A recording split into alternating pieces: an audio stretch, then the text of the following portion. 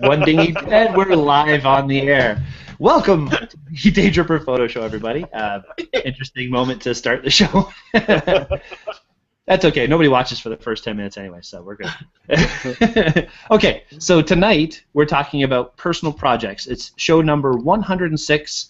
Awesome. 106 shows we've done so far, and that's pretty cool. Yeah, so what's the deal with personal projects anyway? Like, what is a personal project? Why are we needing to do personal projects? We hear about all these things going on all the time right now. Everybody's getting their 5-day black and white challenge and their Monday macro and all these different things. Well, you know, sometimes we need a challenge. Photography is interesting from all sides, but sometimes you can get to feel a little bit stale. I mean, do you guys get that ever? Start to feel a little bit bored with photography, or you just can't think of something inspiring to do? Well, go ahead. What do you think, Gabe? Yeah, I find, I'm going to be pedantic here, but I find that there's a difference between the Friday flashbacks and the macro Monday and stuff like that. I find there's a difference between that and a personal project.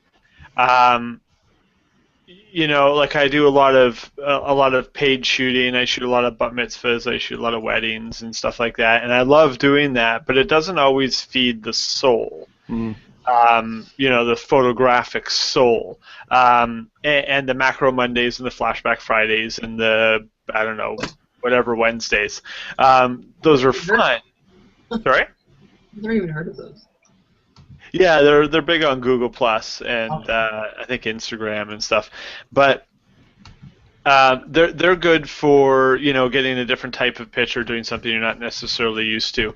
But I think personal projects are almost in a league all of their own. It's something that you work on the side, aside from all that stuff, something that fulfills a photographic need for yourself.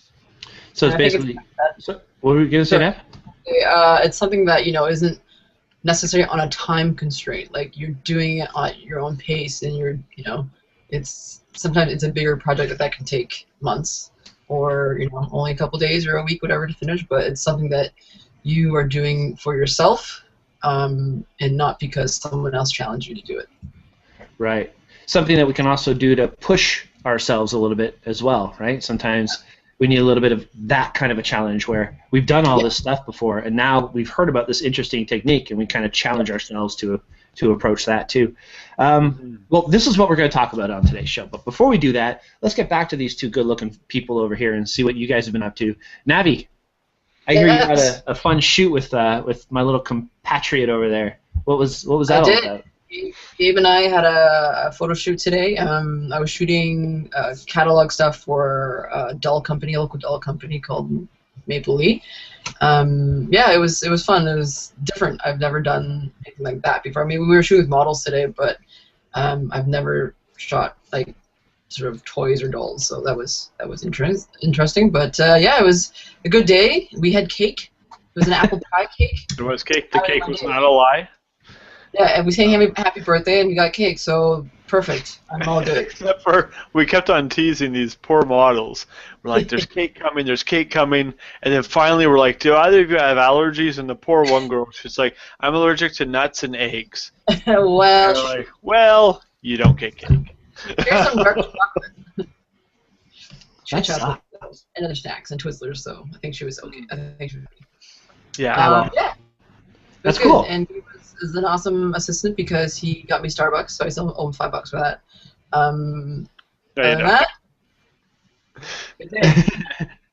Yeah, I got all the text when he was at Starbucks. He was slacking off on you, Navi. He was texting me while he should have been getting you your coffee. So long. I was like, was it busy? Why were you gone for so long? The slave driver, I tell you, slave driver. All right, well, other than that, Gabriel, how's your week been? It's been really good. It's been a fantastically busy week, and doesn't show any sign of slowing down, which is the way that I like it. Yes, that's true. Yeah, and it's been a fun week. Android Jelly Bean, everybody knows I'm an Android fan. Android Jelly Bean, the newest version of the operating system, came out today, so I'm just waiting for my phones to get that. And my new jacket came in the mail today, and I'm crazy excited. If you've never heard of Scotty Vest, look them up. It's basically clothing made for geeks, but it is a photographer's dream. It's a normal winter jacket with 26 pockets. 26 pockets. You can fit so much photo gear in there. It's insane. You can fit a full-size iPad in there, and it doesn't even look like you're carrying anything. My first thought is, okay, you put all your stuff in there, then you go on a vacation somewhere, and somebody steals your jacket and you're cameraless. You've got everything gone. Also, a hoarder's jacket. Just put all your trash in there and you finish eating your snacks and Halloween candy. It's just full of candy bars and shame. Oh, no wonder about it. Called a jacket of shame and sadness. Well, they're cool. I've actually wanted a Scotty Vest for a while. They've got a lot of neat models. And no, Daytripper Photo is not sponsored by Scotty Vest. So this is just us talking about some cool stuff. But who we are sponsored by are our friends from LensPen, and they've got some cool prizes for our winners this week for our photo challenge, which is great. Gabriel, Navi, thanks as always for being on the show. And for me, I didn't really do too much this week. I was on vacation. So I had the honey-do list. I did a lot of honey-do list stuff, but I did get to go to the Adobe training, the Kelby 1 live training with Ben Wilmore, who came to town. Awesome stuff. I got to tell you guys, this training is really cool, but when you come home, if you didn't have the little book that they give you, it's far too much. It's so lost, so lost. It was on isolations and doing composites and color matching and all that kind of stuff. Really cool, but you know, from 9 till 5 or so, with little breaks in between, there's a lot to go over. So people who are in the New Market Camera Club are going to have an opportunity to have a live hangout on Monday. Just the people who went to this event, and we're going to actually get to practice some of this stuff and kind of feed off each other. So if somebody picked something up that I forgot and I've picked something up they forgot, we get to work it out together through a hangout. So that's the cool thing about these hangouts, right? We could do so many different things with them. We do our show. Gabriel, I'm sure you could do IT calls with it. All the time. Yeah. It's just a fantastic platform for us. So thank you, Google, and thank you, Gabriel, for putting us onto Google, because that's pretty cool. Quick question about that, Brian. Are you guys just sitting sort of in a forum type thing, or are you on computers? On computers, exactly like we are right now. Okay. Each person's at home, and we could do screen shares with our Photoshop open. I'm sorry. I mean at the Kelby training thing. Oh, Kelby, yeah. No, we're at the downtown convention center. And. But are you sitting at a computer following along, no. or are you just kind of... Okay. No, see, that would be cool if we each had if we could bring our computer and have the sample images to work with. Yeah, a little easier to follow along. For sure. Yeah, but you know what? There was so much to cover. I think if people had their computers and they were following along, everybody would have questions. That would slow the whole pace down, and they wouldn't be able to cover as much. So I think they're kind of assuming that people who are paying to go to this have some kind of knowledge on how to put it into action. So I guess they didn't expect me. Anyway, let's get into our show here, guys. Again, I just want to send a quick thank you out to LensPen for being our show sponsor and for giving us these great prizes that we can give to our day trip customers and, of course, the people that submit photos for our photo challenge. Our photo challenge this week, as we're tending to do these days, we have 2 challenges. We had Furry Family, and we had a 7-day photo challenge where you had to submit a photo with a similar theme for all 7 photos. So we're going to have a quick look at those in a bit. Before we get to that, let's get into the meat and potatoes. No, nothing. Meat and potatoes. Say it again. All right, I'll just go into it. Crickets. Crickets, right? I don't know why I think meat and potatoes sounds so funny. I just like to say it. Viewers go downhill. Is it warm in here? Is it just me? All right, so why do we need photo projects? What's the deal? Why do we need these challenges in our lives? Gabe, what do you think about that? Yeah, so for me, photo projects give me a way to explore my photography in a way that isn't necessarily challenging. I can be shooting the same thing that I normally shoot. Say I get paid to shoot a birthday party or something like that. But if I do it as a personal project, I can take my time and let's say I'm paid to take a portrait, right, of somebody, and you go in, you have your certain amount of time, and you really want to nail it, right, and you get the best picture that you can, but then you decide to do a portrait as a personal project, and you hire a model, or you get a friend of yours and you say, listen, I want 4 hours of your time because I want to do this right, or something where it could be something that you would normally do, but you do it in a new way, or you try new techniques or something like that. And I find personal projects are just something that fulfills you. Absolutely. Navi, what do you think? What would make you want to do it? Because you were one of the first let me start again. You were one of the first people to submit a photo for the photo challenge this week.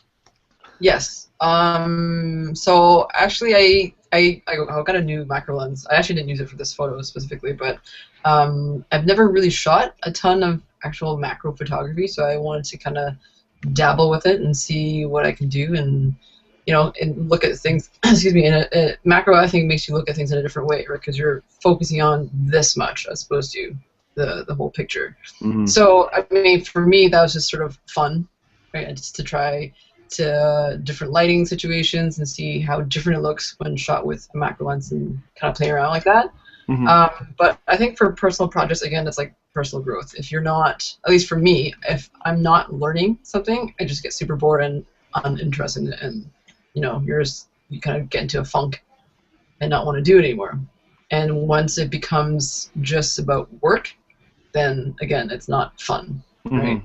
Like, I love doing the shoots and the weddings, because at this point it still doesn't feel like work to me. Even though I'm getting paid to do it or whatever, it's still fun, and I think that's the best type of job you can have. Mm-hmm. Absolutely. So to kind of do other things besides just work, it kind of keeps you on your toes, I think, and it's always something to learn. I think as artists, as photographers, people inherently need challenge.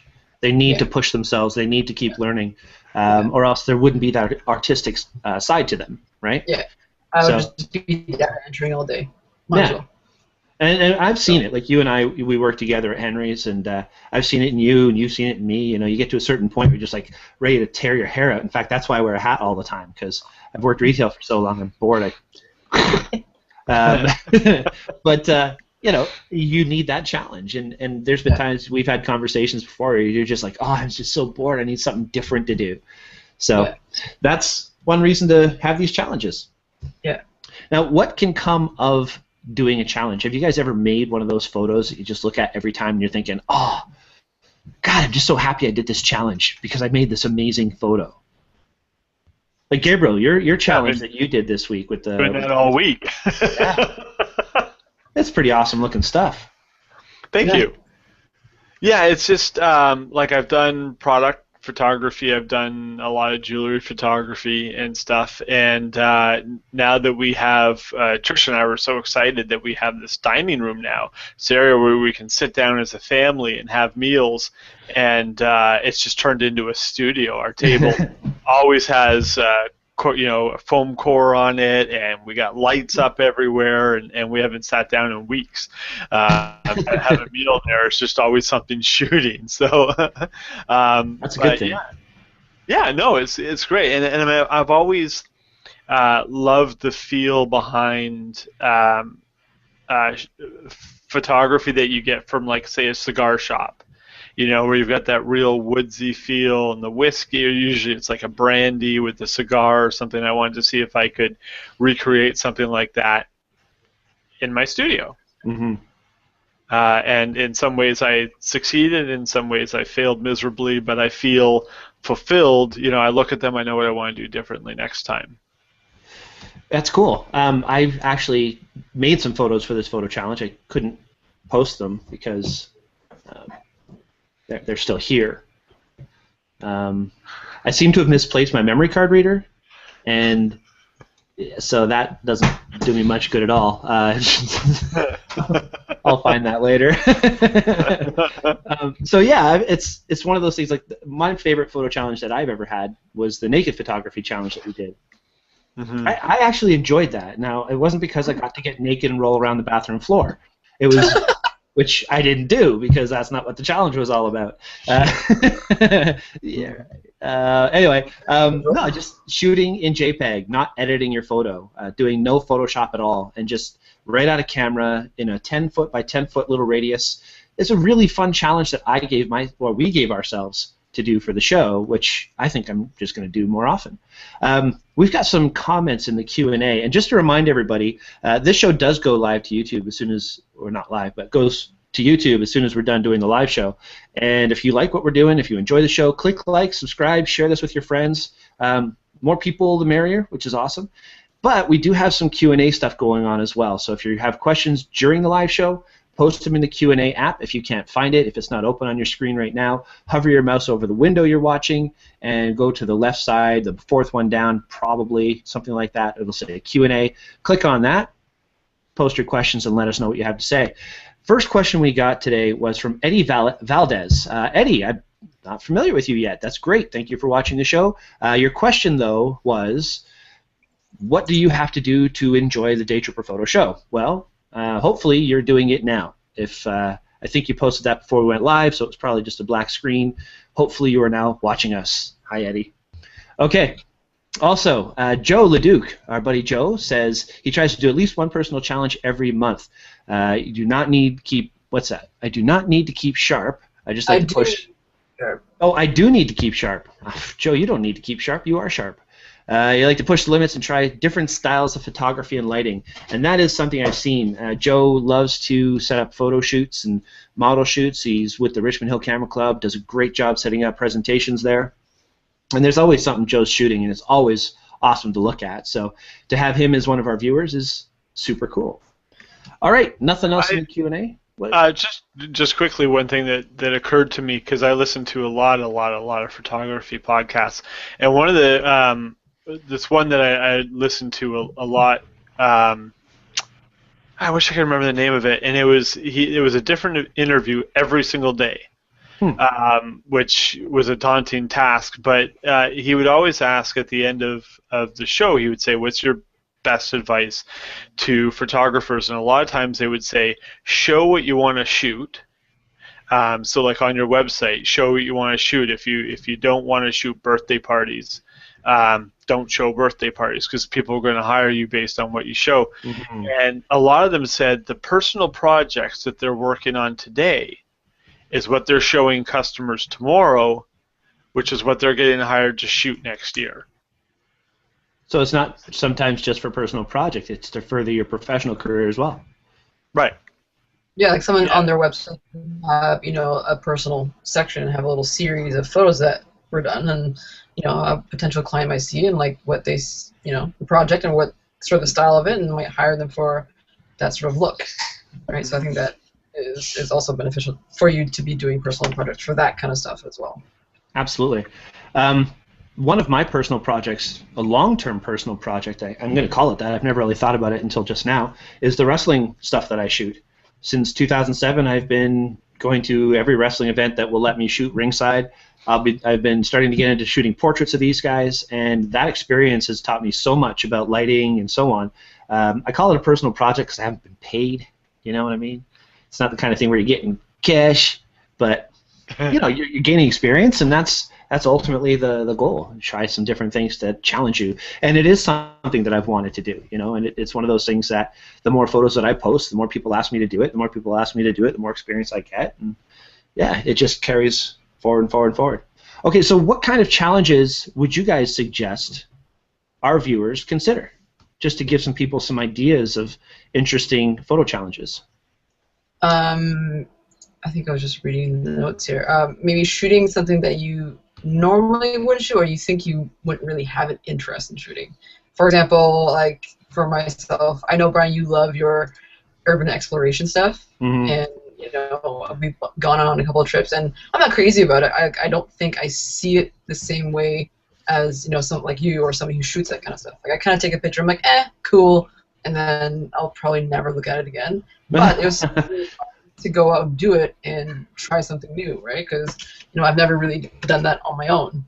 So that was kind of fun. Sort of shooting, you're used to shooting people and models and all the pretty stuff. It's kind of nice to kind of go to the other end of the spectrum and shoot, grosser looking buildings and whatnot and old stuff.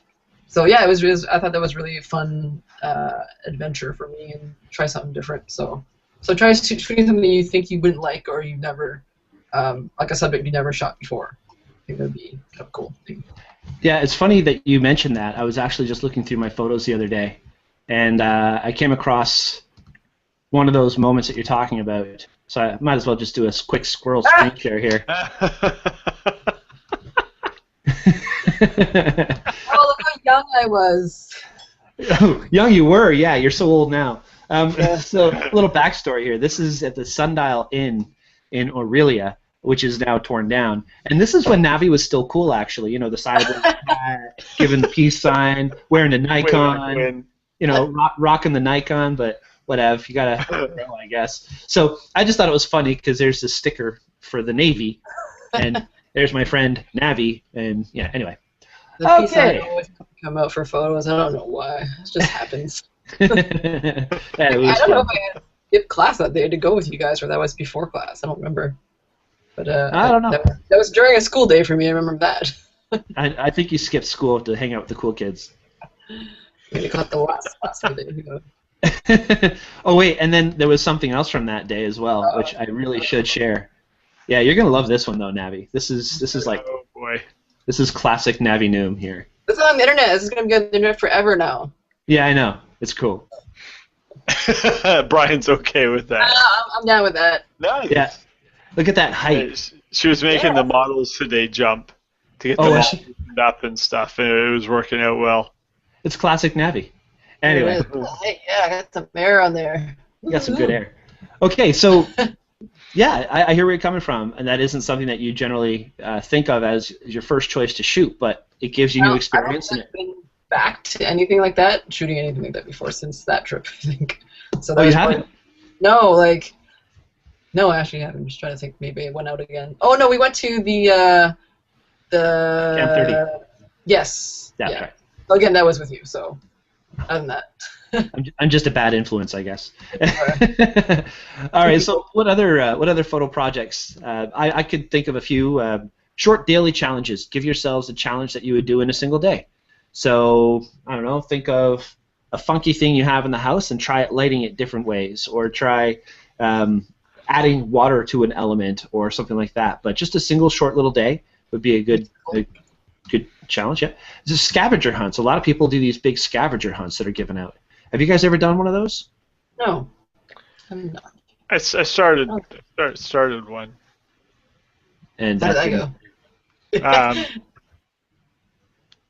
And I got busy. Next subject. Yeah. It was a great idea. What was the idea? Explain. No, to do the scavenger hunt. There's a girl on Google Plus that does a scavenger hunt, whose name escapes me right now. And but they're incredible. The quality of the scavenger hunt and the quality of the pictures that get submitted are amazing. So if I were to ever think that I had enough time to do one again, and yeah, then I would definitely do that one. Well, and it's not that the premise of it. Yeah. So they give you a list of either items or concepts that you are to photograph. And so, one may be stapler, and the other one may be green, and so they just give you a list of things, and then you take the picture that you feel best embodies either the concept or the item, and submit them, and then they pick winners from each category, each item. Mm-hmm. Yeah, they could be a lot of fun, but as you said, that's a lot of work to maintain. Yeah, and it's a huge amount of work for the girl that runs it. Mm-hmm. Yeah, and actually it's funny because she was running it for a while on this old like 8 or 9 year old iMac that kept on rebooting all the time and stuff, and people were so appreciative of all the work that she had been doing and putting into running these scavenger hunts and organizing everything and making sure that everything went smoothly, that they, as a community, joined together behind her back and picked her up like a $3,000 iMac with all the upgrades, all the this and all that, and delivered it to her. That's And awesome. I remember reading her post where you could hear the tears flowing through her words. She was just beside herself. That's so cool. That was really neat. Is that Krista Ray? Yes. Okay, that's Julie chimed in. So only 500 people can sign up. Krista Ray, ChrystaraRae. She does the scavenger hunts. So yeah, that's really cool. If anybody's interested, look her up.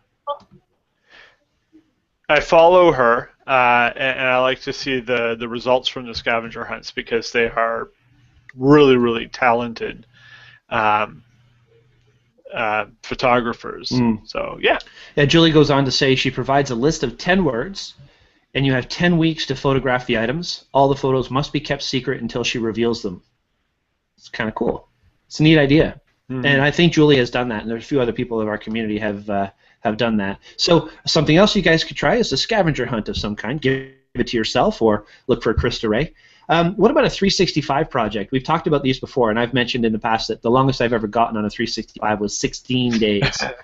That's a momentous event for me. So have you guys...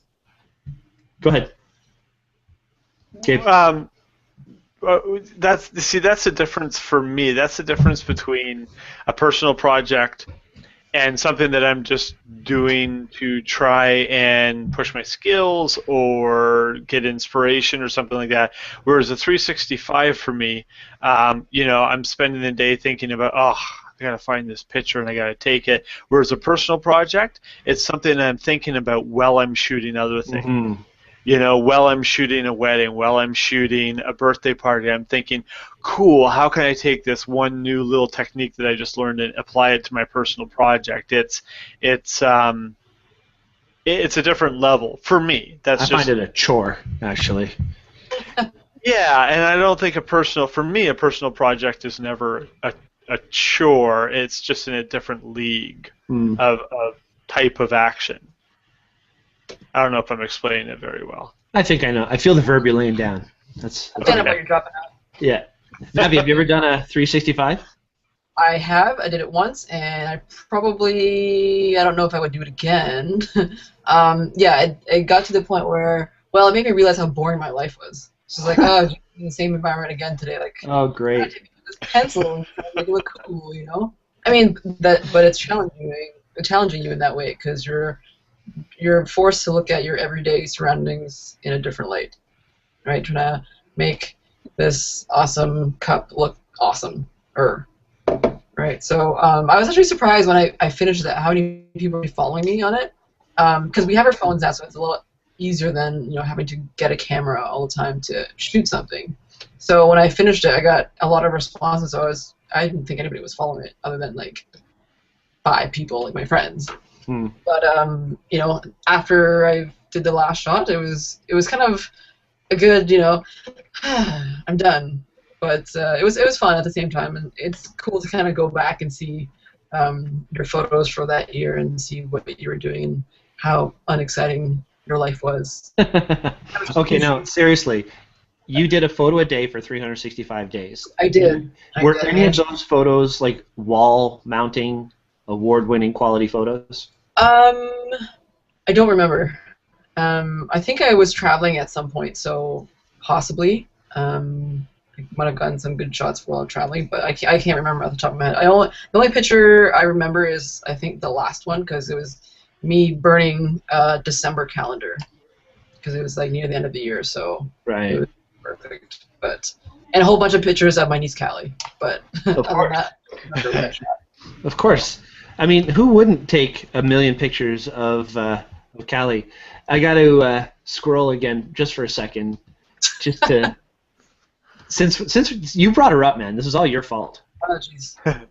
So she's hang on. grown up. Like, everyone's kids in this generation has kind of grown up on Instagram. Like you see them from baby to toddler and so on. Oh, there she is. There she is. She's so, This is a shot that you made, and you actually won a Bowen's photo contest, and this is used in the Bowen's booth all over the place when they do events and so on. Awesome, awesome photo. Yeah, she's a lot older now. How long ago was this? 4. This was she was probably 1.5 here. So. God, so cool. Great shot. Yeah, great shot. 365 is fun. I would suggest you try to do it at least once, just to see if you can, push yourself to do that and see if you can beat Brian's record. That's the goal. That's 60 days. Come on, strive for something higher. Give you a free high five. Free high five. Perfect. I'm good at those. All right. So what other kind of things? Sorry. Go ahead.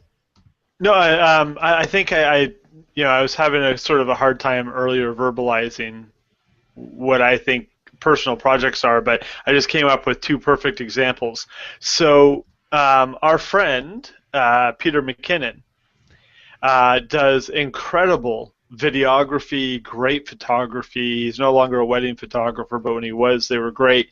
But he did the plaid chair series, which he had this plaid chair in his house, and he got just people that he knew to come down and take a picture. This is actually him here, nerd magic, but the pictures that he took captured a bit of who his friends were, or a funny or an interesting aspect of them. Did you know the real funny thing about that first photo of Martin? This is Martin Ingalls. He's a School of Imaging instructor. He works with me at the Henry's store. Awesome guy. He's been on the show before, on our travel photography episode. Yeah. The interesting thing is he used to work for Canon, and he shoots Nikon. Right. So he's wearing the Canon camera around his neck, but yet giving the finger to Nikon. So. So this is the kind of thing that, when Peter, like this was a project that Peter really sort of felt, and sort of consumed him while he was doing other things, and it also sort of haunted him. And later on, he decided to revisit it and I think we've shown these pictures before, so I won't spend too much time on them. But then another project that I found, and this was on 500 Pics, and this was just a photographer, and he's a portrait photographer, and that's what he does. But the same thing that I was talking about, having a friend come over for dinner, he had his friends come over, and he got portraits of them, all in pretty much the same backdrop. Sometimes they were doing something interesting, but he just really, they've got really interesting looking friends, got them doing really interesting looking things, but something that captured a small section of who they are. Mix. Oh, yum. Oh my God. But then he's got here. I'll go back to. I hope I don't show any nudies or anything like that. No. We had somebody who said that their daughter might start watching our show, so I want to make sure. Okay. So some really elegant, nice lighting, and you can tell that these aren't just portraits. These are portraits of people that it's actually a girl, a portrait of somebody that they know, that she knows, and she's really capturing an aspect of them that a photographer that doesn't know them may not be able to get. So there you go. That's a good idea. And now we talked about this on the pre-chat, but you didn't actually mention this on the show. Explain what you're talking about the friends. Right. Sorry, I thought it was during the show that I mentioned that. So one of my ideas that was inspired by the plaid chair series and by this series by Regina is to we're starting to entertain a lot more now that we have a house to do it in, and so get some of our friends over and we're sort of entertaining a different couple every week and have a nice dinner and relax and have a few drinks and stuff, and then get them in front of the backdrop, and I have friends of mine that when I picture them in my mind, a still image pops into my head, and I'm like, man, if I could get that picture of them, like that would be the picture of them. I've been taking pictures of them since 2002. When I think of Trina the quintessential picture that is Trina pops into my head. When I think of Rob, when I think of Scott, when I think of all of my friends, there's a picture that I've already taken, that embodies their personality that pops into my head. But if I could get that in a studio environment in front of a backdrop with cool lighting, and really learn how to pull it out of them, then that's going to make it easier for me to interact with people that I don't know and pull who they are out of them in a paid environment. It'll give you a database of experience to draw from, for sure. Yeah. Awesome. Okay, well, some different ideas we could try. Time of day projects. There's a person, I'm in the Arcanum, and in my cohort with Don Komarechka, there's a gentleman named Denis Grenier, and he is, I'm just going to say that's because he's from Montreal, so I'm assuming you have to say it with a French accent. It could be Dennis Grenier. I don't know. Anyway, I'll get to know that very soon. But anyway, he did this really neat challenge, the Colors of Montreal, and he basically went to the same place in Montreal and took different photos at different times of the day. So morning, evening, night, the different colors that come out of the exact same scene. So that's just a challenge that he gave himself. Could be a lot of fun for that. And some other things. Seasons. We are blessed. Now, there's a lot of people. My mom lives down in Florida, and she couldn't do this kind of a challenge. So what about seasons? Go out during the season and take a photo from the same place, or just try and capture images at the same year, like right now, on today, and capture an image that represents winter, spring, summer, fall, and mud season. I mean, there's all kinds of different things you could do. You guys didn't catch that, did you? Mud season. It's a Vermont thing, okay? God. Anyway. So now, what about the things, like Navi kind of touched on this a few minutes ago, shoot something you think you're not even interested in. Why? What's the point of that? Like you said something like about how urban exploration isn't one of your favorite things to shoot, but you got something out of it. What have you ever done where you've challenged yourself to do something that you really just didn't want to do? Newborn photography. Oh, yes. See, that's something that I wouldn't want to do, and yet still wouldn't do. Yeah, it's not my forte, Like, I did it because my cousin asked me to do it, so I just took a couple shots of her baby. But I think, it's just I don't see that thing. The whole and get it thing, I just don't get it. It's like baby in a basket just looks weird. Just hold it normally.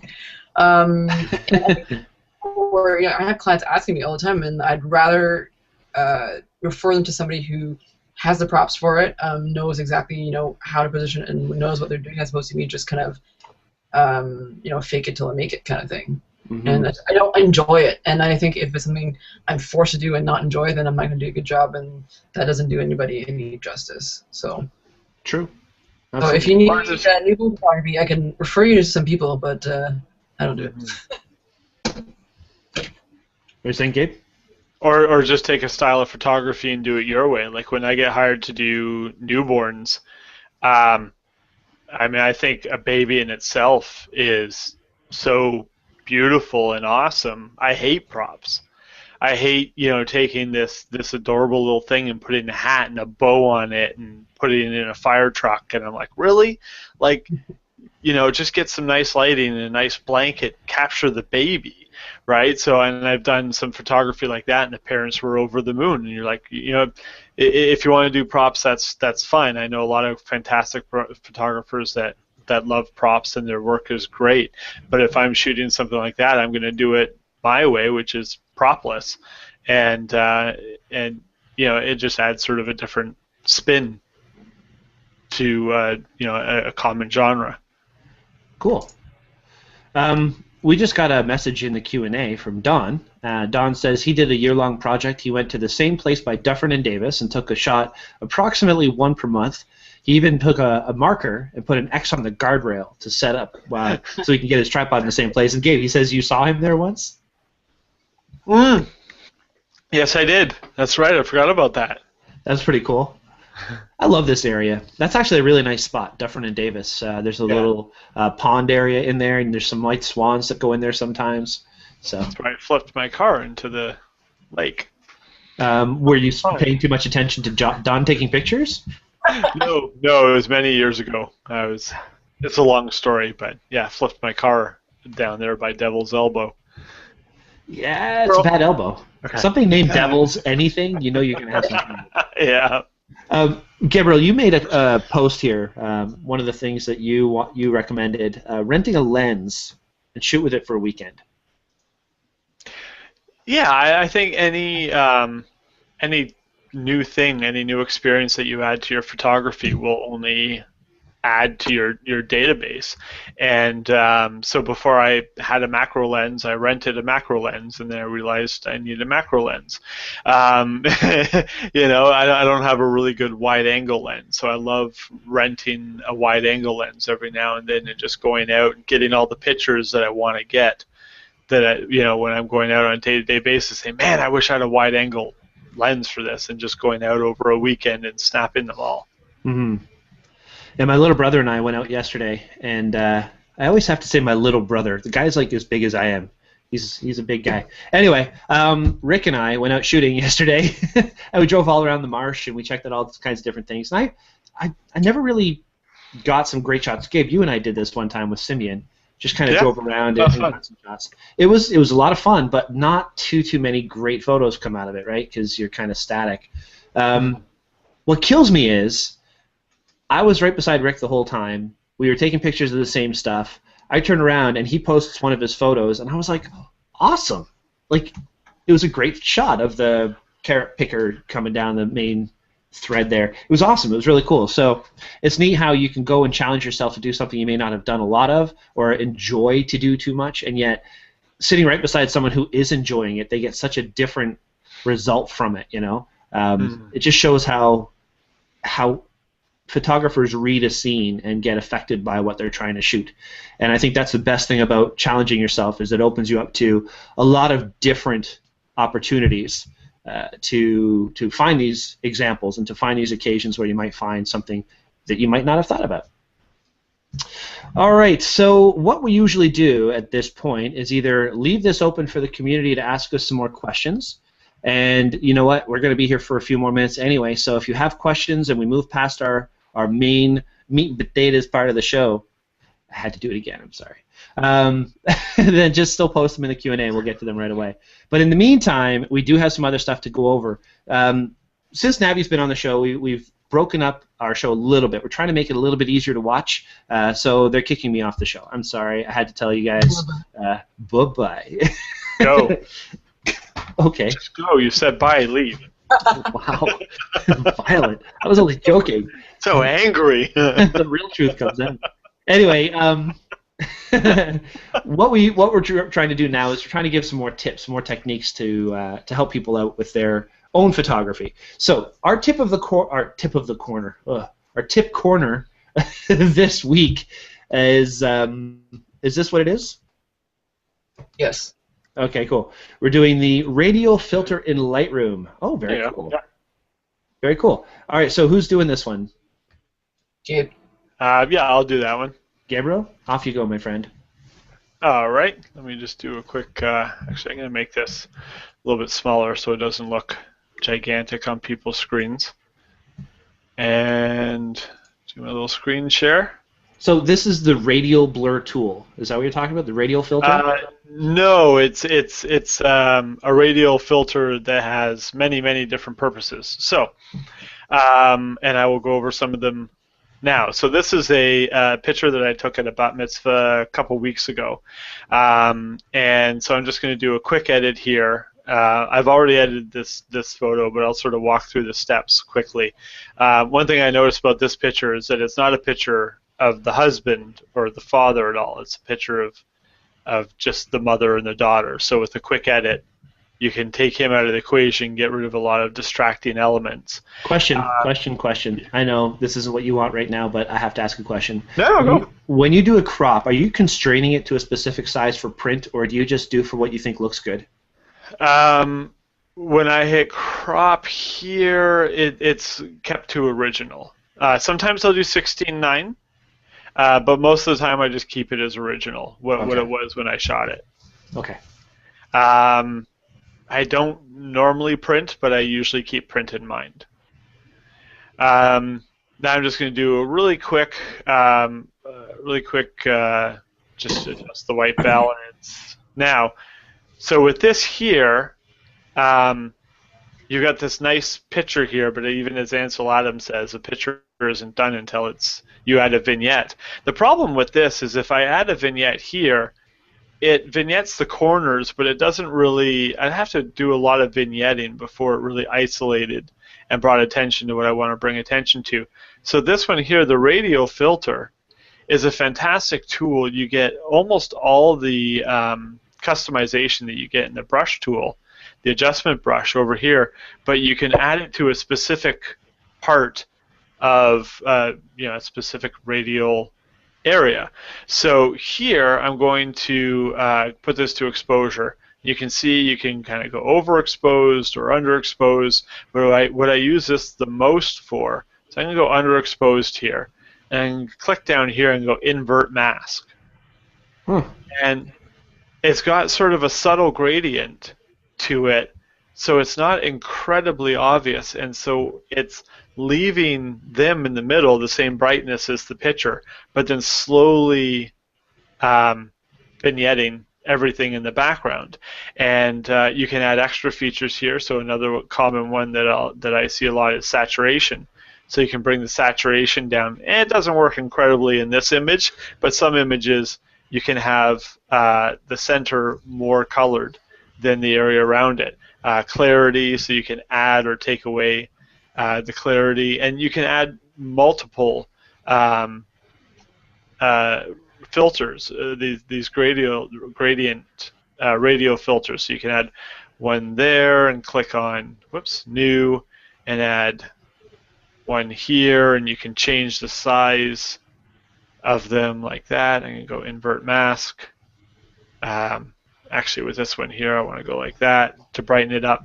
So it's just it's incredibly powerful with what you can do with these. I'm not going to go through everything that you can do with them, but it's something that I would encourage you, if it's something that you've seen but never really knew what it was or what it did, I would encourage you to play around with it. So this image here, when I'm done playing around with my coloring and my filtering and stuff, this was the final image that I delivered to the customer.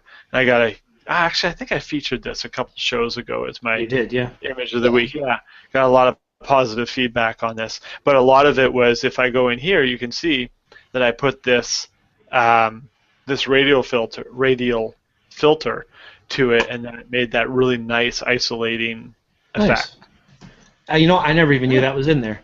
I learned a lot about Photoshop and Lightroom the past week or so. It's very cool. It's a fantastic tool, and it really can create some really neat effects. I was playing around with the iris enhancer and the teeth whitener for all of my wrestling photos this time. So, yeah, some really cool little tips you can do. Thank you for that, Gabriel. That was really great. No problem. Then the next tip, really quick, is something that Navi caught me with today. Is that we just had. Wait a second. Hang on a second. I don't want to hear about this. Navi caught you with a tip. It's a family show. Let's move past that. Go ahead, Gabriel. I've seen things, Brian. I've seen things. 4-hour photo shoot with 2 models. Things you can never unsee. I had my we just fell back with our time an hour, and pretty much everything in my existence adjusts itself automatically. But Navi pointed out quite correctly that I hadn't adjusted the time in my cameras. So take this as a good opportunity to go in and change all the time in all your cameras so this syncs up a little bit better. I got to give props to you for saying that, but also this is funny because Darren actually made a comment about that. He says it's great that the time is coming back, but everybody remember to go into your cameras and reset the time. He in the Newmarket Camera Club community, he made a post about that. So I thought, yeah, it's really cool that great minds, right? Okay. So Joseph Leduc made another post here. He says he did a post photo a day for no BS photography for over 3 years.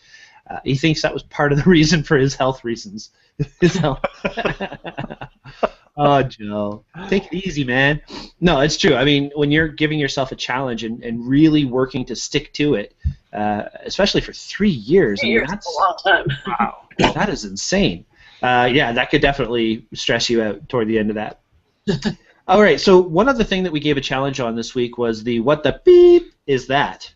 challenge, which Was that nobody really. part of this? I thought that was last week's. That was all part of it. Nobody really carried forward with it, and this is something that we should do every week. It should be something that should just, if you see something and you think you can stump the community, then post it.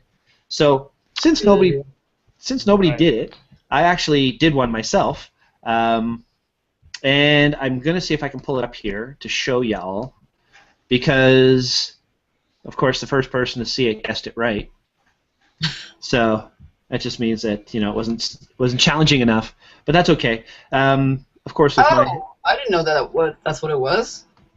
Oh, you didn't? No, I didn't until I read that comment. Have you got it up? Can you share it? Because I'm taking forever here. Okay. Pam. Awesome, that's good. Third Pam's the charm. Okay. Pam. Cool. All right, so for those of you who don't remember, there was this place in Toronto called Sam the Record Man. And my wife Shelley and I were walking around Toronto one day just after they had torn pretty much the entire building down. And when they removed part of a wall, this was behind it. That's and cool. it's like original signage of Sam the Record Man. And of course, that's now gone. So I put this up as the "What the beep is that?" challenge. And as you can see in the top, I hashtagged it, "What the beep is that?" So for those of you looking to partake in this photo challenge, don't forget, this is something you can do every week. It's the "What the beep is that?" challenge. Hashtag it, "What the beep is that?" and get the community involved and see if anybody can pick. That's a good one. Honestly, I never would have guessed. I was just like, it's some old building. Yep, Sam the Record Man. It's a landmark. Very cool. All right, so thanks for sharing that, Nabby. Okay, what's next on the agenda? Now we're going to get to our photo review and go over a few of the photos. Now, I got to thank everybody. This was a great week for people submitting for our photo reviews, photo challenge. There have been, let's see here, 4 people submitted for the furry family, plus Nabby, so 5 people. And we had some really amazing images submitted for the 7-day photo challenge. So we're not going to get time to look at every single one of them, but if Gabriel can do a screen share of this week's photo challenges, like he usually does, because you're so freaking awesome at it, we can go into how these things were done. Or not how they were done, because that's not what we're talking about. But all right, cool. I just babble sometimes. Words just come out and don't really mean anything. Okay, so Gabriel, where are you starting with right now? Are you at the top or the bottom? I'm at the bottom. Okay, excellent. Let's get your screen big. So, all right, cool. is that good? Yep, perfect. So Okay. let's see. Julie did a 7-day challenge of some roses. And she did a lot of macro focus stacking, and she did some really interesting techniques with natural available light. Oh, this is the one that didn't come out in very good quality. There we go. Yeah, she originally posted this one, and I'm like, wow, it's really, it's nice and smooth and stuff. And then she's like, yeah, it's terrible image quality. And then she re-uploaded it, and I'm like, oh, wow, that's incredibly sharp. So. Yeah, was that a compression issue, or was that just? Yeah, I'm not sure. I wish if I had a little bit more time this week, I would have sat down and taken a look at the EXIF data and stuff. But 9 out of 10 times I was reviewing them on my phone at red lights. So it's just one job to the next. Well, you are a busy guy. That's one thing that we can all happily say. All right, so the theme of having a consistent theme, she nailed it. She got the rose every day. If you can just scroll through each shot, that'd be kind of cool. Sure. Each of hers, right? Just through her series. Right. Yeah. So everybody can see what Julie captured. The tone is great. The sharpness, the detail is fantastic. And doing the macro focus stack allowed for very, very sharp detail with that macro flatness on the edges, but also to the natural light and so on, and the focus stacking. It was a challenge for her. It's something that she may not have done a lot of, but it gave her a lot of things to try. So for those of you who don't know, focus stacking, you take focus at different points on the flower and then stack them together so you have equal focus across the entire flower. Macros are extremely shallow depth of field, so it's a perfect lens to use for stacking. And you can see the results she got are spectacular. And as it's funny, well, it's not funny, but it's interesting how as the week goes on, the rose gets a little older and a little more wilted, and it's great. And she said when we were at the training, she made the comment how she still has another photo to do. She doesn't even know if the roses are still there. So, but I think she got it, and I think she submitted all 7 photos. So kudos to you, Julie. I mean, the consistency in it, like the mood and lighting, I loved it. It was good. For the entire series, yeah? Yes. Yeah. Yeah. Excellent job, Julie. Very well done, and thank you so much for working so hard to really create an interesting image every day. She stuck to it, you know? Like she did one every day, so that was good. She stuck to the game plan. Exactly. Yeah. Sure.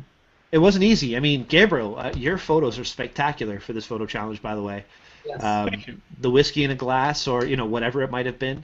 It was some of the shots were so clear. For the final one, it was apple juice because I can't spill whiskey without crying. So. But it's neat. You mixed it up a little bit. You had your nice dark colors, and then one shot you had the brighter colors. So good. Cool. Very impressed. Mm-hmm. Thank you. Shot. Yeah, and it's something that I wanted to play around with a lot more, and I learned a lot. Like I was saying with this one here, you can tell which softbox has a baffle in it and which one doesn't. So I'll be ordering a baffle for my second softbox, and yeah, you learn a lot about lighting, and it was a lot of fun. That last shot of yours is awesome. Like the motion and the movement you have in the liquid there is very cool. Do you want to just kind of go over how you shot that? Okay, so this one here, we found, we just redid the floors in our son's room after we moved in, and we got this really nice laminate flooring from Costco, of all places. And we had about 8 boards left over, and I realized that I could interlock those together and put them on the dining room for a nice surface. So that's what this is down here, the laminate flooring. And then where it ends, there's about a 3-foot gap, and then I've just got a huge black backdrop back there. And I've got a 2-foot by 4-foot softbox on either side with a couple Alien B studio lights. So they're just firing right into the glass. And then I just had the glass of apple juice sitting there with my macro lens, and I just held the ice cube about 6 inches above the glass, and as I dropped it, I had my 7D set up with the remote, and as I dropped it, I would just hold the button down. And actually, this one here, I didn't just hold the button down. I waited until I kind of heard it hit and then hit the button. So that's why the ice cube's a little bit further down than a lot of my pictures. A lot of my pictures, the ice cube's sort of in the process of falling. But I just absolutely loved. And you start learning a lot of things about, if you drop the ice cube in the middle of the glass, the water goes up this side and up, or the apple juice goes up both sides evenly, and it looks terrible. If you drop it flat, if you drop it on an angle, if you drop it with with the corner going in first, you get all these different splash effects. So, yeah, that was fun to learn. And then everything else. And what I'm going to be doing is I'm going to be posting my before and afters, because the before of this picture was not impressive at all. And about half an hour of photoshopping, and I'm going to be doing that for all my pictures. Nice. I heard a saying the other day. Sorry, go ahead. Sorry, no, go ahead and finish what you're saying. A quick saying I heard the other day is, don't try and look like the girls in the magazines, because the girls in the magazines don't look like the girls in the magazines. And what I learned from this is, don't try and take a picture that you see in a magazine, because those pictures, don't start off looking like that. They're edited into it. So when you see the original of this, you're like, oh my gosh, really? You turned that into that? So, sorry, what were you going to say? I was just gonna say, on this bit of splashes, there's the photographer on Google Plus, Alex. Alex Koloskov. Yeah. Yeah, he is like the king of splash product photography. Absolutely. Guy's He's like incredible. the king of. I took a lot of training from him on jewelry photography. He's just impressive all around. I'm going to do a quick screen share here on his page. Koloskov. Yeah, like some of the stuff that he's done is, I mean, there's a lot of post-production as well, but still the stuff that he gets, that's not even a good one. Where's it here? So Like, Navi's sharing some of his images, and I'll actually share his profile so people can see that too. this is some of the stuff he does here, and he does training as well on this kind of stuff. So if you want to learn more about it, you can go on his profile page or his workshop page. If you don't know what it's called though, but I think it's like from his Google Plus. Excellent work. And here is just so people can see his name and be able to find him easily. Excellent stuff. Cool. I'm glad you brought that up, Navi. He did a really cool one. There you go. You can see it in there. So that's the Google logo, all done with just splashes that he made in his studio, and then he isolates them and composites them and wraps them around and makes really cool effects with them. Very cool. So, yeah. Okay, so talented. back to our talented photographers in the community. And speaking of which, Julie says she was struggling toward the end of the week as her flower was dying, the color was changing. So that makes it tough for sure. Especially if you're not just sitting down and doing it in one lump sum like I was trying to do. But yeah, that was my original idea. I was going to just shoot 7 pictures and then release them, one picture each day. But each picture was so challenging, so unexpectedly challenging that, it took me an hour and a half per day to do it. I didn't even get the time. Mine was on fire. Like I was shooting fire in different scenarios. I had my list, I had my all my gear I needed, I had everything organized, and I wanted to do it at night outside. I have to do it outside because you don't want to have fire in the house with rubber cement burning and everybody dying from carbon dioxide poisoning or something. So it was just so cold this week, I couldn't get out there to shoot this stuff. And then finally got out last night to do it, and it started to rain. So I suck. Okay, what else have we got here? So furry friends or furry family. This is awesome. So Navi, explain that. This is my furry friend Kiwi. I still have 2 on my kitchen counter because I can't really eat them because it makes my mouth itchy and feel tingly. But I thought about when we're talking about furry friends, like, well, my dog is at my brother's house, so I don't really feel like going over there.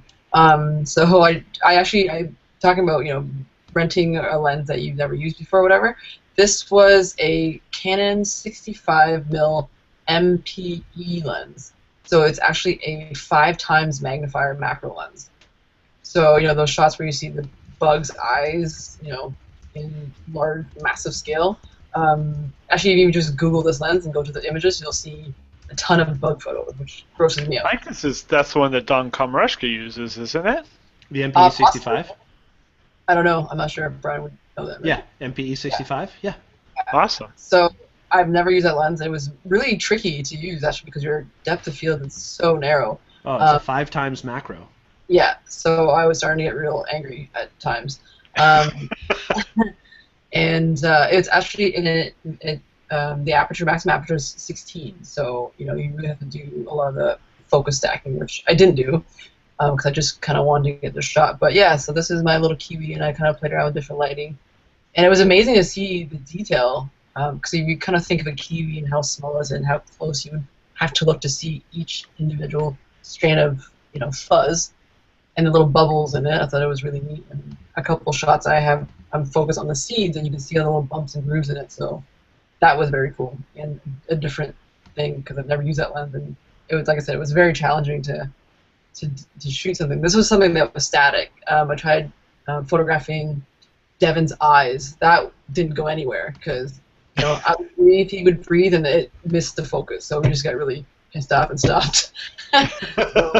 And he tried taking my eye, like photograph my eye, and just kept saying I blinked too much. So that was that. That is one of the hardest lenses to use. You need a lot of light. You need to have a real steady hand, Yeah. or do what Don does and just kind of rock back and forth and capture 70 photos and stack them together. Yeah. Right.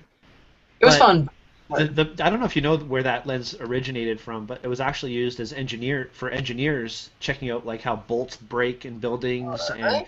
checking out the striation patterns. It's such a sharp, super macro lens Yeah. for I engineers. wish I was into bugs, because then I'd go find a bug and photograph it. But they gross me out, so that was that. Well, great Do you own choice. that lens, or you were just borrowing that lens? I borrowed it. Yeah. Okay. I took a shot of like a little chocolate Halloween candy that made it look gross. So I don't think I need to see things that close and that big, Well, you So- certainly do notice. Like one thing I've learned from this challenge is that you notice, like you did the whiskey or the apple juice, Gabriel. I tried to do one with fire inside of a glass, and I thought I had a clean glass, but when I looked at the photo on the camera, it was the filthiest looking thing. I was Yeah. like almost embarrassed to even use the photo.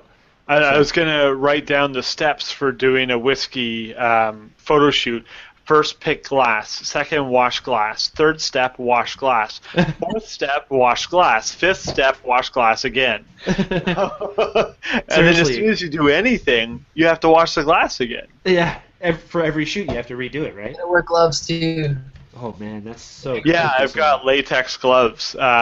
When we were going through our 6 months of strep throat, I went out and bought 100 pack of latex gloves.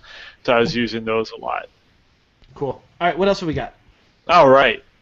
Oh, Blake says Don also uses an extension tube on that lens, so it actually Oh it's like a my gosh. six times Yeah, a six times. actually, I don't think that photo. I think it was only maybe 2 or 3 times magnification. I wasn't even all the way in. Wow. So that was, Anymore, and you're getting to the molecular level. Well, oh yeah, just Yeah. just looks You can, nasty. you can almost see the Who's in Whoville on the little strands of kiwi.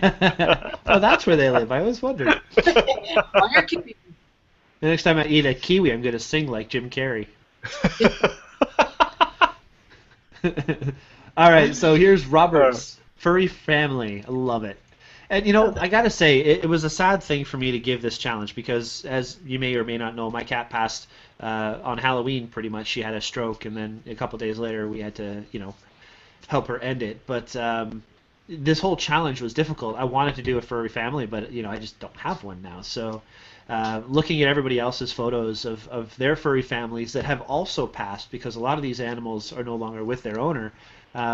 It's a really hard thing to go through losing a pet. I know it's weird to say pet because they're like family. You've had them for so long. Angel is 22. These animals are 13 and plus years, and it's when you take these photos of your family pet and you have them after they're gone, it's the most cherished thing. Like I have my screensaver now is pictures that I've taken of Angel, and every minute or so it changes to a new one, and it's such a comforting feeling having that really nice, good quality photo left over from this important being's life. So I'm really happy that Robert and a few other folks posted photos of their pets that have passed, and I hope that this helps them a little bit. That's my little bit. So thank you, Robert, Great. for submitting Yeah. your photo. Awesome. Anything to add, guys? Just the only thing that is the focus in this picture. Well, this is something that we obviously have to always make sure we talk about. Yeah. The settings are good. You can see he's shooting at f2.8, so the depth of field is very shallow. What focal length is that at right now? Focal length is 105 millimeters. He's shooting on a 28-105. So that's lens. zoomed in all the way and shooting wide open. Well, that couldn't have been f2.8 then. Oh, That doesn't make yeah, sense. you're right. It'd be f4.5. Right. So the XIF has played games on us here. But yeah, anyway, shooting wide open aperture, zoomed in all the way, your depth of field is extremely shallow. And when a dog, is alive, which obviously this one was, you're going to have issues with it walking and moving its head, doing things like that. So that I think is part of the issue. you can see focus was mainly on the back eye, where Yeah. normally when we're doing a picture of anything with eyes, you want to shoot with focus on the front eye, just as a tip. Otherwise, anything else to add, guys? No, I just figured maybe the dog had moved from initial focus to actually take the picture, which would have messed it up. But yeah, no, other than that, little dog. Okay. Cute It's cute puppy. dog. Yeah. All right, what else do we have? Next we have Rhonda's. And this was Rhonda's doing great stuff with her composites. Although a dog floating in the sky, there's no ground, so it's a magic dog. Doggy I heaven. think with hers, yeah, it was since I no longer have my furry friend. She passed on October 24th, 2014. I posted one of her last images doing what she loved, carrying the paper. Photo was taken by my husband, so I'm posting on his behalf. So it's probably a little, symbolic. Just a tribute to him being in heaven now. All dogs go to heaven. Well, it's beautiful. Even toward the end, the dog was still fetching the newspaper and doing what he loved to do. Mm-hmm. That's cute. Dogs. It's funny, Yeah, when your dog's not in your life any longer, or your cat or whatever, all the little things that you do that the dog was always a part of become kind of difficult, Like every morning when I get ready for work, I wash my hair, and my cat kind of crawls in there with me. And, now I will go to wash my hair, and there she's not coming up. So like this, he's probably waiting for his newspaper. He hasn't read a newspaper since his poor dog passed away. It's pretty sad. Very sad. This is the crying part of the show. I had somebody, just the newspaper reminded me of this squirrel story. Somebody sent me something on Pinterest where they're saying, when you're doing baby photography, you should get a newspaper from that day and shoot the baby on the newspaper, and then just kind of, have that picture. I'm like, yeah, except have you read the headlines in most newspapers? Like, you don't want a newborn on, 23 killed in terrorist attack or something like that, Yeah. Maybe, no or if you want to do that, but Photoshop out the title on the newspaper and put in, like, breaking news, cutest baby ever born or something. Yeah, exactly. Don also makes a comment. He says, Ross did a Newmarket Camera Club talk a while back and suggests going to a kitchen supply store and buying a few glasses and utensils, as any used cutlery, glasses, etc. never look clean or shiny. That's a good point. That's true. Pick up However, some when you're buying a new glass, you put stuff in it, you're going to have to clean it again anyway. Yeah, but at least it wouldn't be scratched up. Right. Because the glass that I was using, there was just no cleaning it.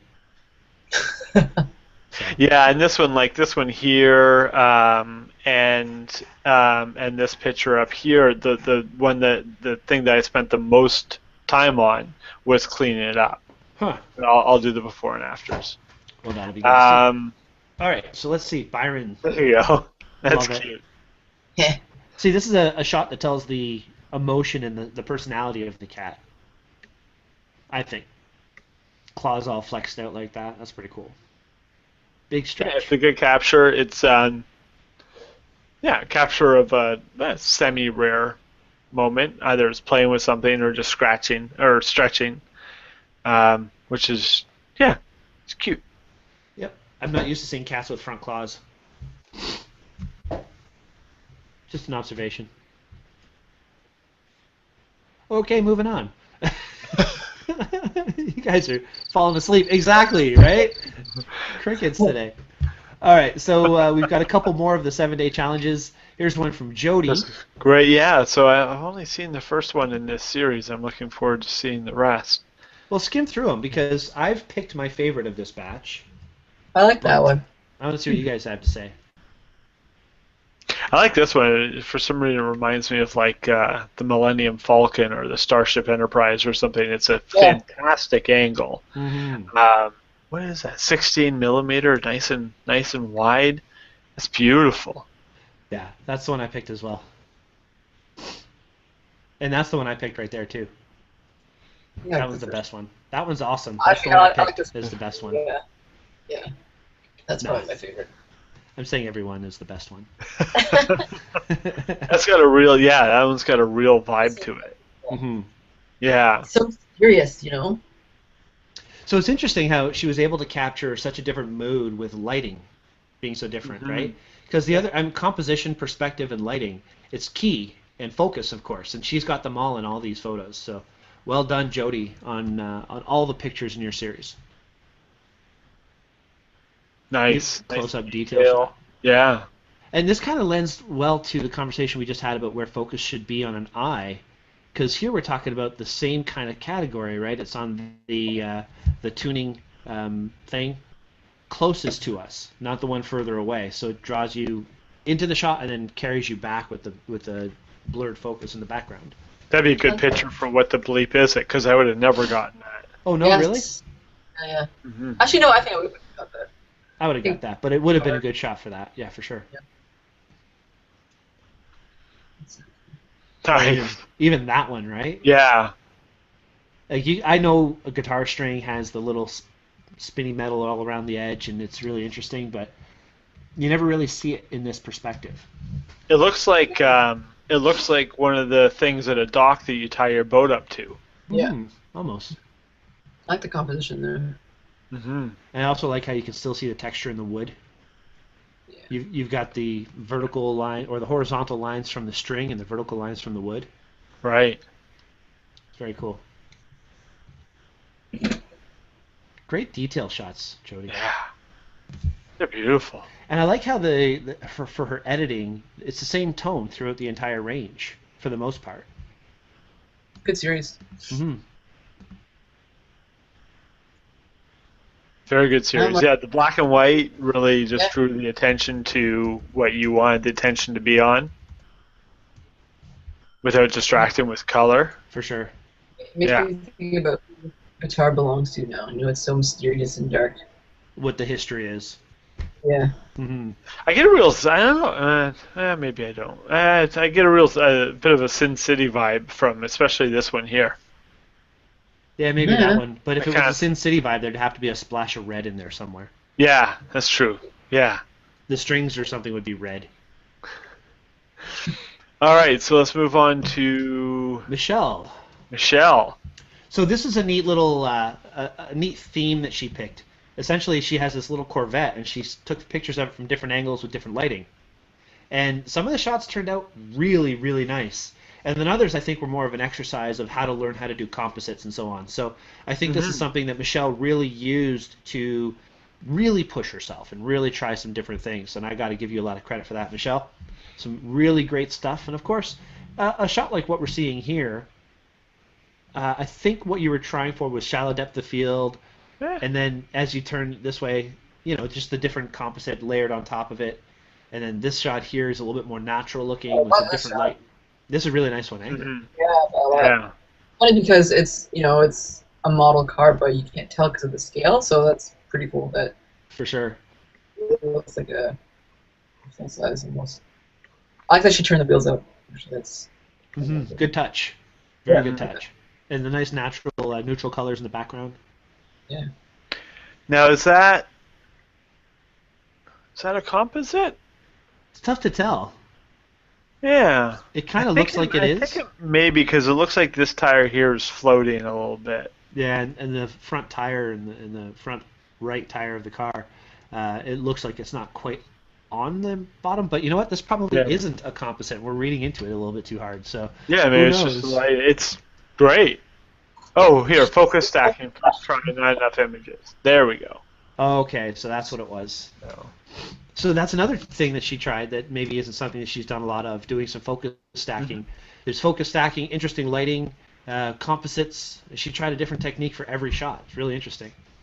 What's the next one? Yeah, most of the car. I mean, it looks like just that one light there. Everything else seems to be very well in focus, so good job. I don't know if I've ever done focus stacking, but if this was my first attempt, I would have been happy with that. Absolutely.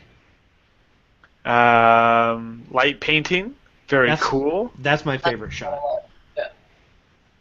I just love the tone, the natural feel, and the perspective. It looks like she's on an overpass or something, looking down, and there's a bunch of cars in a parking lot with their headlights on, shining onto this. It makes me want to go to the drive-in. Yeah, exactly. Yeah, all I can hear is Paradise by the Dashboard Light. Nice. Awesome song. That's actually funny. Stephanie was talking about that album a lot this week. It's like Tiffany Meatloaf's Sullivan. like one of my favorite artists of all time. So He's a good actor too.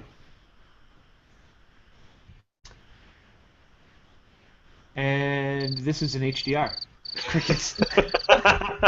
What? You don't like his acting? All right. Where are these sound effects? Sound effects are under Google Effects. All right. it's the yellow one with the wand.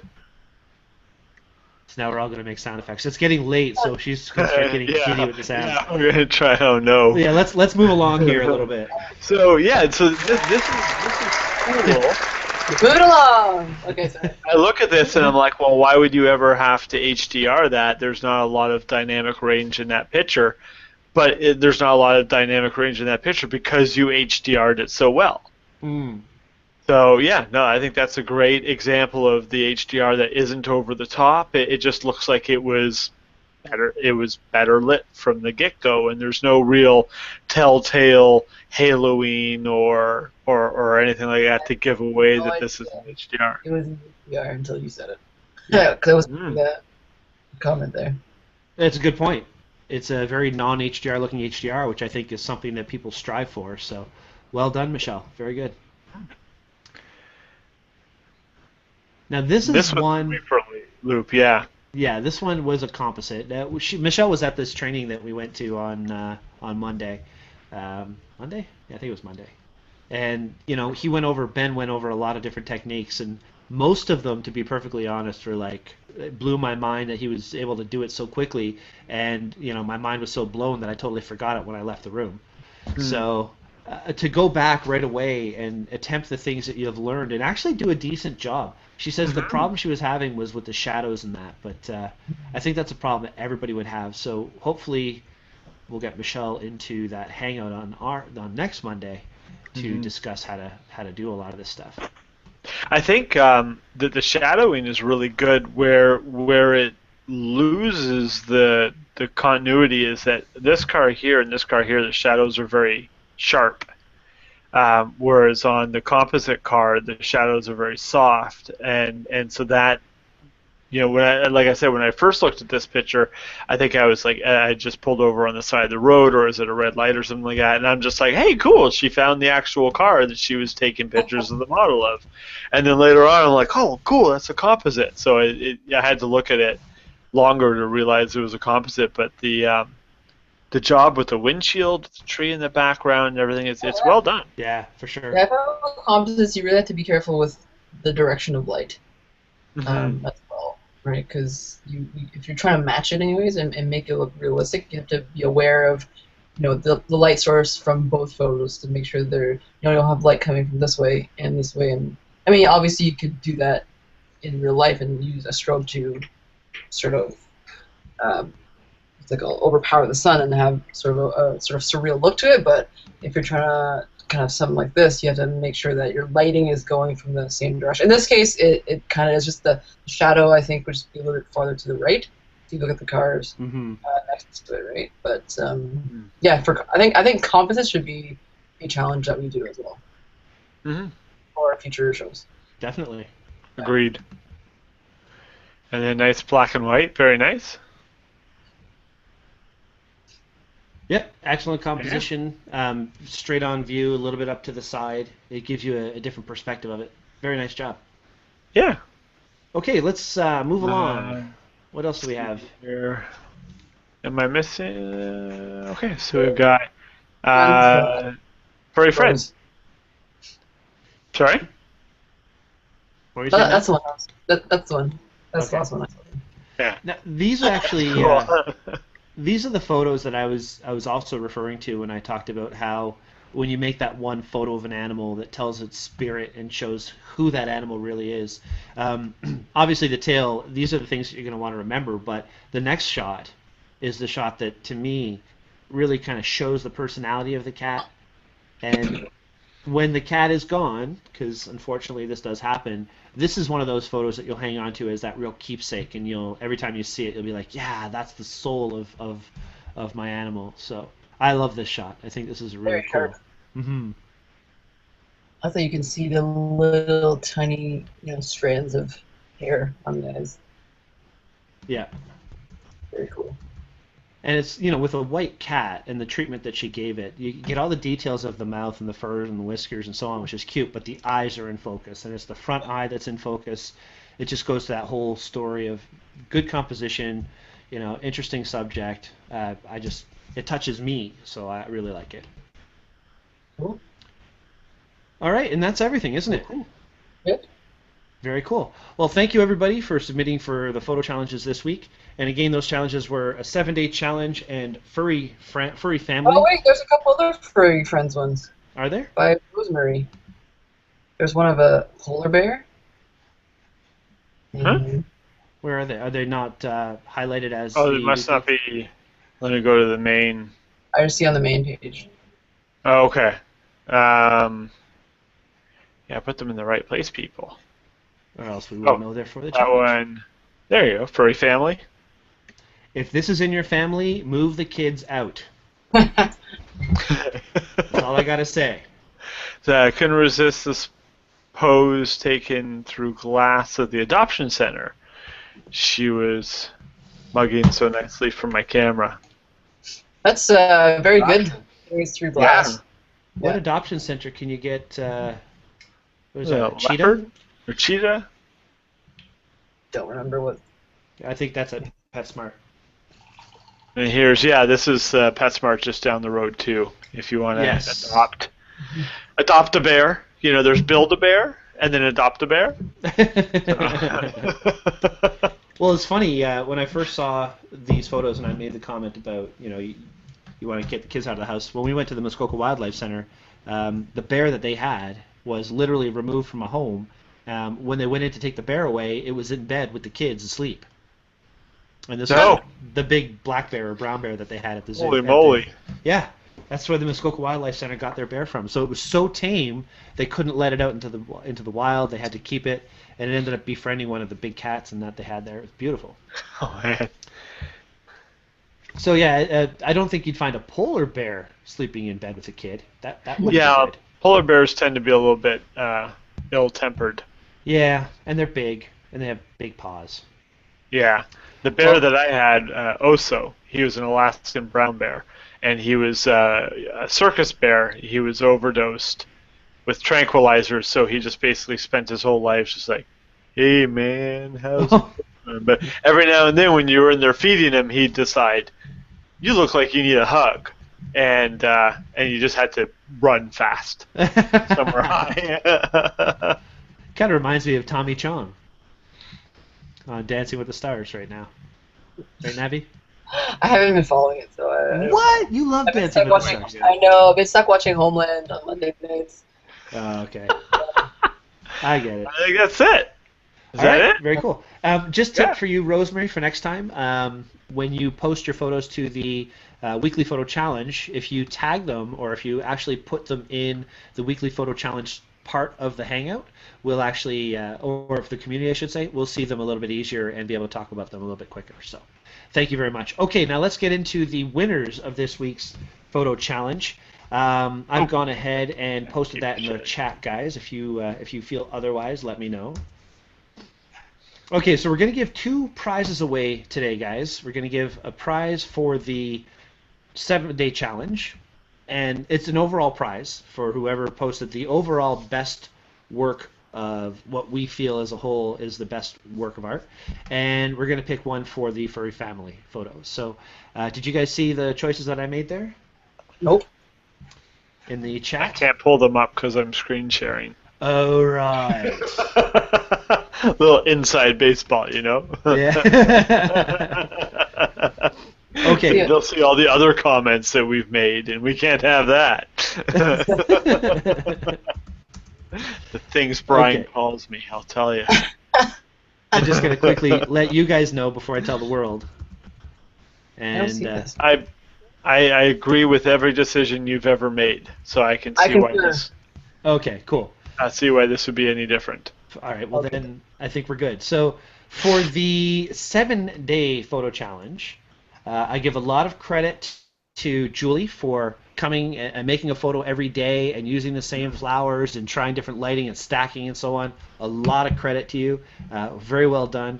But I'm going to have to pick Jody as the overall winner for the 7-day photo challenge because of the perspective and the lighting that she used on the guitar and all the interesting little details that we got from the strings and so on and so forth. So the winner for challenge, and I don't know if anybody has a sound effect because it's much better with a sound effect. Oh wait. Is Darn it. Oh, you beat me to it. Beat you to it. Is Jody for first place for the 7-day challenge. So this week, Jody, well done. Congratulations. You're going to get yourself a lens pen cleaner, smartphone camera cleaner. These are fun little guys. Was that a Pink Floyd moment there for a second? You can actually put this on your chain, on your keys, or anything like that, and pull it out and use it on your cell phone lens. Perfect for it. And it's free, so you don't have to cha-ching. There you go. And you're also going to get the lens pen and tablet cleaner. So well done, Jody. You got 2 prizes for this week's photo challenge. And for the winner for Furry Family, the winner for this week's photo challenge is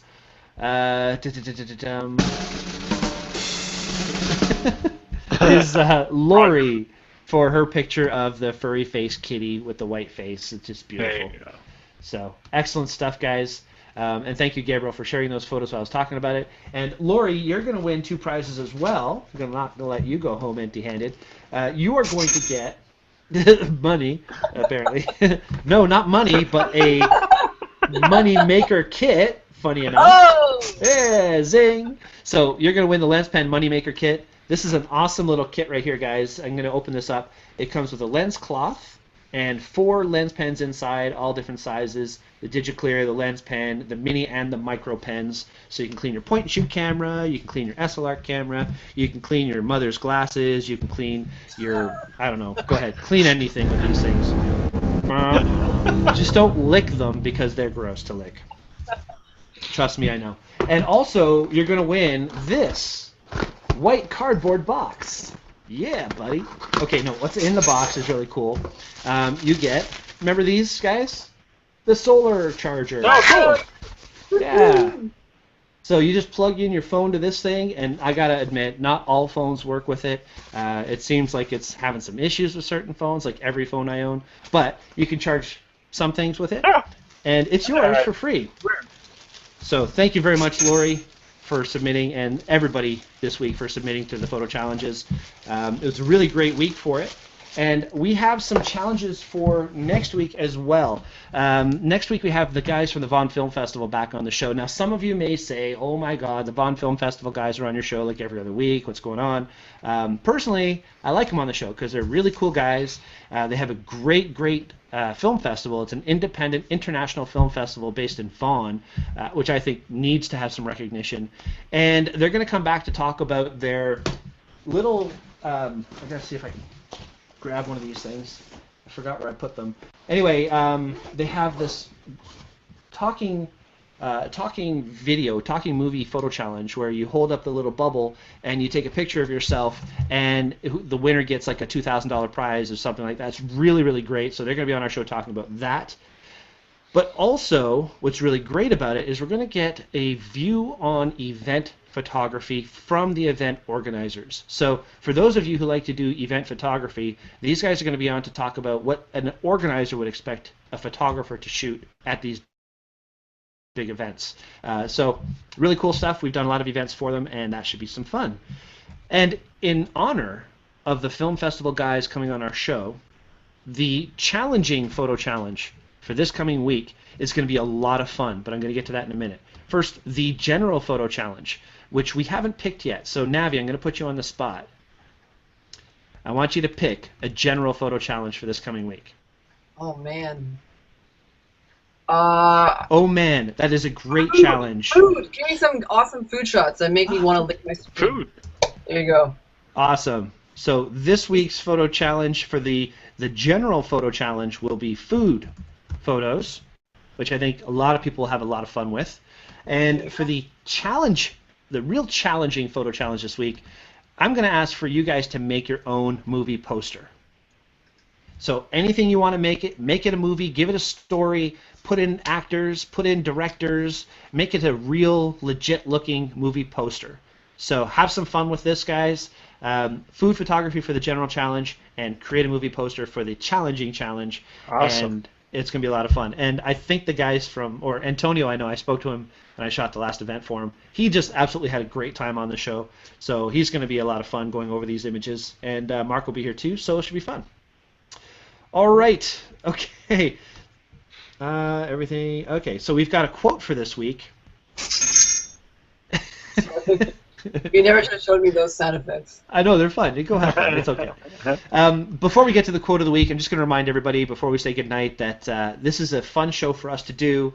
But please, if you enjoy the show, click like, subscribe, share with your friends. Give our YouTube channel some love, and let us know that you enjoy what we're doing. Because we enjoy doing it, and we like getting some affirmation that you guys enjoy us doing it as well. So do the photo contest, like, subscribe, share. Join the Daytripper Photo community if you haven't already, because some really cool stuff happens there.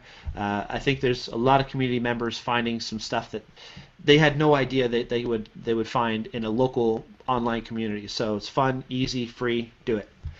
All right, quote of the week before we say goodnight comes from our good friend Kobe Bryant. Because, you know, everybody loves Kobe. He says, everything negative, pressure, challenges, it's all an opportunity for me to rise. And I think that holds true to anything we do in life. The more we challenge ourselves, the more opportunity we have to rise above and to gain some great experience and knowledge from it. So thank you, Kobe, for your quote and for being such an awesome basketball player. And I know you're not Michael Jordan or anything, but, you know, you're okay. So... I like to stir controversy. It's all good. And he's probably watching the show right now, so. yeah, he is probably watching the show too. We just lost a viewer. We did. Oh shoot. All right. Anyway, thank you so much, guys, for watching this week, and we look forward to seeing you again next week. Gabriel, sir, thank you so much for being on this week, and maybe you can tell folks how they can hire you, because I know you're not busy enough. You need more busyness. Oh, you can always use the more the merrier. I always use more. Yeah, if you want, if you have a special event or you need some portraits taken or wedding photography or anything like that, or Lightroom training. I'm doing some training tomorrow morning. That's been a lot of fun. Photoshop training, general questions or anything like that. bousquetphotography.ca. Awesome. And or GabrielBousquetphotography.ca. And it's Bousquet, Bousquet, because it's a crazy French name. Crazy Frenchman wearing your plaid shirt. And Navi, how about yourself? I know you love shooting weddings and all kinds of stuff. Everything Gabriel just said, just not the ending, so it's at navineum.com. And I'm not going to the plaid shirt. So, yeah, any weddings, portraits, I've been doing some Lightroom training as well. So, yeah, anything fun, give me a holla. Holla, holla. And for me, everybody knows that Daytripper Photo, we teach people photography on day trips. So we've actually got one on Saturday, and there is still space for it, guys. So if you're interested in learning how to make better hockey photos, and you all know it's not just hockey that you're going to learn how to shoot. We're going to be at a hockey game, actually 2 hockey games. We're going to have an hour class, shoot a game, have an hour and a half break where we're going to review your photos and talk about how they went down and talk about some of the things that you've learned, and then there's a whole other game to shoot afterward. So lots of cool stuff to do, and all of this applies to everything you want to shoot in low light, where you're trying to get sharpness or blur. So if you like shooting hockey, baseball, basketball, football, volleyball, forget about sports, wrestling even, forget about sports, and you want to just shoot, you know, people walking around in a low light situation, dance, swimming, so many things this applies to. So if you're interested, check out www.daytripperphoto.com and register for the hockey session. As I say, there is still space available, so that would be great. All right, anything else to add, guys, before we say goodnight? That's it. Oh, wait, I have this, though. Okay, cool. All right, thank you all so much. And thank you, too, guys. I appreciate you being on tonight. Thanks, guys. Good night, everybody. Good night.